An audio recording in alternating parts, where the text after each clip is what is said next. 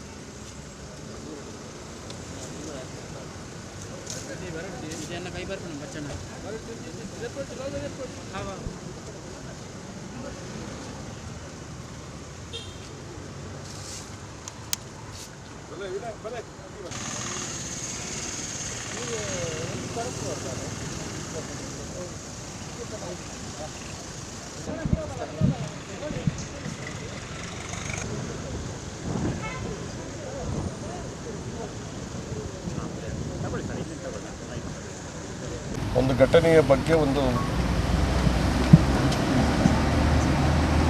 ವಿಷಯಗಳು, ಆರೋಪಗಳು ಬಂದು ದೊಡ್ಡ ಪ್ರಚಾರ ಆಗಿದೆ.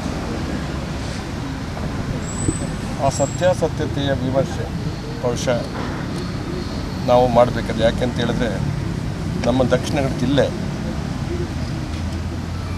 ಒಂದು ಮತೀಯ ಸಾಮರಸ್ಯಕ್ಕೆ ತೊಡಕಾಗಿರ್ತಕ್ಕಂಥ ವಾತಾವರಣ ಬಂದಿರತಕ್ಕಂಥದ್ದು ನಮ್ಮ ಕಳಂಕ ಇದೆ. ನಮ್ಮ ಆಶೆ ಇನ್ನೂ ಕೂಡ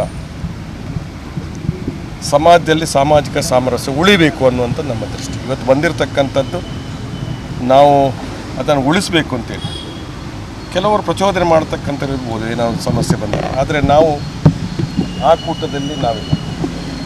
ನಾವು ಸರ್ಕಾರಕ್ಕೆ ನಾವೊಂದು ಮನವಿಯನ್ನು ಕೊಡಲಿಕ್ಕಿದ್ದೇವೆ. ಒಂದು ಸತ್ಯಶೋಧನಾ ಸಮಿತಿಯನ್ನು ಮಾಡಬೇಕು. ಇಲಾಖೆಯಲ್ಲಿ ಕೆಲವು ಅಧಿಕಾರಿಗಳು ಇಟ್ಕೊಂಡು ಏನು ನಡೆದಿದೆ ಅನ್ನುವಂಥದ್ದು. ಯಾಕೆಂತ ಹೇಳಿದರೆ ಇದನ್ನು ಒಂದು ಘರ್ಷಣೆಗೆ ಕಾರಣ ಆಗುವಂಥ ರೀತಿ ಆಗಬಾರ್ದು. ಮುಖ್ಯವಾಗಿ ಇಲ್ಲಿ ಶಿಕ್ಷಣ ಇಲಾಖೆ ಮುಖ್ಯವಾಗಿ ಇವತ್ತು ಆಡಳಿತ ಮಂಡಳಿ, ಇವ್ರದ್ದು ಕ್ರೈಸ್ತ ಆಡಳಿತ ಮಂಡಳಿ ಇದೆ. ಇಲಾಖೆ ಅವರು ಕೂಡ ಮೊದಲು ಜವಾಬ್ದಾರರಾಗ್ತಾರೆ. ಏನು ಸಮಸ್ಯೆಯನ್ನು ಉದ್ಭವ ಆಗುವಾಗ ಅದನ್ನು ಸರಿಪಡಿಸಬೇಕಾದ ಜವಾಬ್ದಾರಿ ಶಿಕ್ಷಣ ಇಲಾಖೆದು ಇದೆ. ಅಲ್ಲಿ ಕೂಡ ಅದು ಯಾಕೆ ಅದು ಸರಿ ಮಾಡಲಿಕ್ಕೆ ಆಗಿಲ್ಲ ಅನ್ನುವಂಥದ್ದು ಕೂಡ ಒಂದು ವಿಮರ್ಶೆ ಆಗಬೇಕಾಗಿದೆ. ಅದೇ ರೀತಿಯಲ್ಲಿ ಇವತ್ತು ಮಕ್ಕಳ ಮನಸ್ಸು ಅಂತ ಹೇಳಿದರೆ ಪರಿಶುದ್ಧವಾದ, ನಿಷ್ಕಲ್ಮಶವಾದ ಮನಸ್ಸು ಮಕ್ಕಳ ಮನಸ್ಸನ್ನು ಏನಾದರೂ ಹೇಳಿ ಪ್ರಚೋದನೆ ಮಾಡ್ತಕ್ಕಂಥ ರೀತಿಯಲ್ಲಿ ಮಕ್ಕಳನ್ನು ಇದಕ್ಕೆ ಬಳಸುವಂಥದ್ದು, ಬಹುಶಃ ನಾವು ಬಳಸುವಂಥದ್ದು ಆಗಬಾರ್ದು. ಮುಂದೆ ಯಾವುದೇ ಸನ್ನಿವೇಶ ನಾವು ಹೆತ್ತವರು, ಪೋಷಕರು, ಊರಿನವರು, ನಾಗರಿಕರು, ಸಮಾಜ ಅವರು ಯಾರು ಮಾತಾಡಲಿ, ಶಾಲೆಯ ಮಕ್ಕಳನ್ನು ರಾಜಕೀಯವಾಗಿ ಬಳಸ್ತಕ್ಕಂಥದ್ದು ಆಗಬಾರ್ದು. ಮತ್ತು ಯಾವ ತಪ್ಪು ಒಪ್ಪಿನ ಬಗ್ಗೆ ನಾನು ಮಾತಾಡೋದಿಲ್ಲ. ಬಳಸಬಾರ್ದು ಅನ್ನುವಂಥದ್ದು ಎರಡು ವಿಚಾರಗಳು ನಮ್ಮ ಮನಸ್ಸಲ್ಲಿ ಬಂದಿದೆ.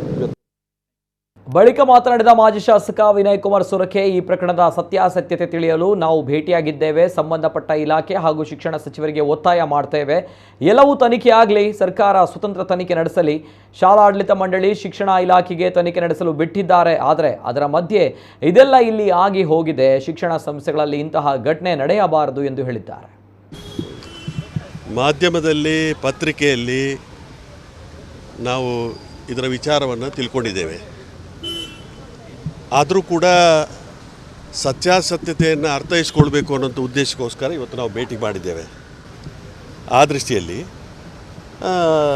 ಈಗ ನಾವು ಸಂಬಂಧಪಟ್ಟಂಥ ಇಲಾಖೆಗೆ ಯಾವ ರೀತಿ ಸಂಬಂಧಪಟ್ಟ ಸಚಿವರು ಇರ್ಬೋದು, ಶಿಕ್ಷಣ ಇಲಾಖೆ ಸಚಿವರು ಇರ್ಬೋದು, ಅಥವಾ ಸಂಬಂಧಪಟ್ಟ ಜಿಲ್ಲಾಡಳಿತ ಇರ್ಬೋದು, ಅವ್ರ ಹತ್ರ ವಿಮರ್ಶೆ ಮಾಡಿಕೊಂಡು ನಾವು ತೀರ್ಮಾನ ಅಲ್ಲ ಸತ್ಯತೆ ನಾವು ಹೇಳಿದರೆ ಆಗೋದಿಲ್ಲ.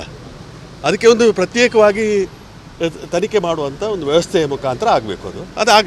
ಅದಕ್ಕೆ ಆಗಲಿಕ್ಕೆ ಒತ್ತಾಯ ಮಾಡ್ತೇವೆ ನಾವು. ಅಂದರೆ ಶಾಲಾ ಮಂಡಳಿಗೆ ನಮಗೆ ತಿಳುವಳಿಕೆ ಸಿಕ್ಕಿದಾಗೆ ಶಾಲಾ ಮಂಡಳಿಗೆಯವರು, ಇಲಾಖೆಯವರು, ಪೊಲೀಸ್ ಇಲಾಖೆಯವರು ಶಾಲಾ ಮಂಡಳಿ ಹತ್ರ ಅದು ವಿದ್ಯಾ ಇಲಾಖೆ ಮುಖಾಂತರ ತನಿಖೆ ಆಗಲಿ ಅಂತೇಳಿ ಮಾರ್ಗದರ್ಶನ ಕೊಟ್ಟು ವಿದ್ಯಾ ಇಲಾಖೆಯಲ್ಲಿ ತನಿಖೆ ಆಗಲಿಕ್ಕೆ ಬಿಟ್ಟು ಕೊಟ್ಟಿದ್ದಾರೆ. ಅದರಡಿಯಲ್ಲಿ ಇದು ಆಗಿದೆ.